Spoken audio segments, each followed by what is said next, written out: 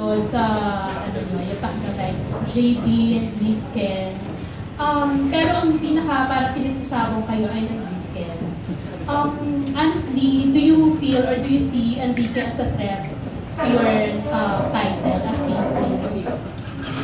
Wala naman akong competition kahit kanina. Lahat naman yung kaibigan ko. Si Enrique kaibigan ko yan. Bakit mga talagang simula pa lang ako sa Prince na yan ang naging kaibigan ko.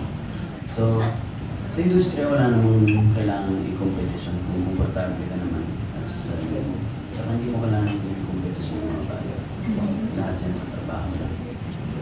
So, hindi ka natatakot na darating time na parang magsasawa ang tao sa kung anong ginagawa mo? Or what do you do to improve yourself?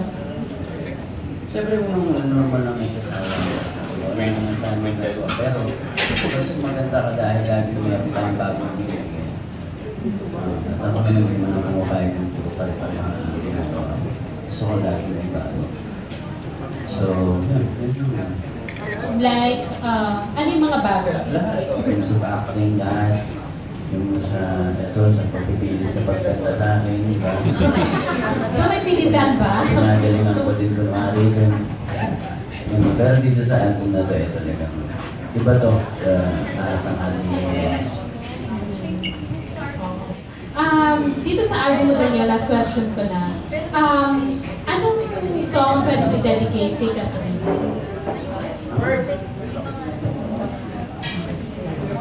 Meron ba? Pwede. Morning Girl. Morning Girl. Bakit Morning Girl? Mas maganda ba siya sa morning? Ano? Okay, pakinggan mo na lang. Bakit? Ando na yun. Ano na yun? Okay, thank you, DJ. Good luck. Maraming salamat. Next question.